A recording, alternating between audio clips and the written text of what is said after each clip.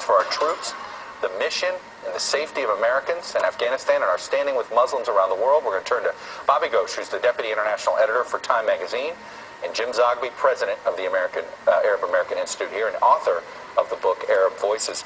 Bobby, I want to start with you on the story itself. Basically, we have two sets of extremists here. We got this extremist in Florida and a couple of extremists that took advantage of the moment to stir people up in Afghanistan. How much has this spread around the Muslim world? Well, the real concern now, Chuck, is that this now spreads from here, that you have in other small groups of extremists in other parts of the Muslim world, that people feel like they have to do a copycat thing. We saw that happen many years ago with Salman Rushdie. We saw that happen much more recently with the Danish cartoons.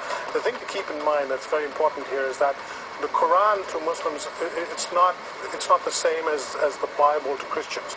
The Bible is a book written by men. It's acknowledged by Christians that it is written by men. It's the story of Jesus.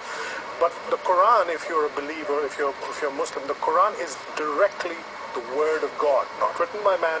It's transcribed. It's directly the Word of God. That makes it sacred in a way that it's hard to understand if you're not Muslim. So the act of burning a Quran is much more, potentially much more inflammatory than if you were to burn a Bible. Directly attacking God.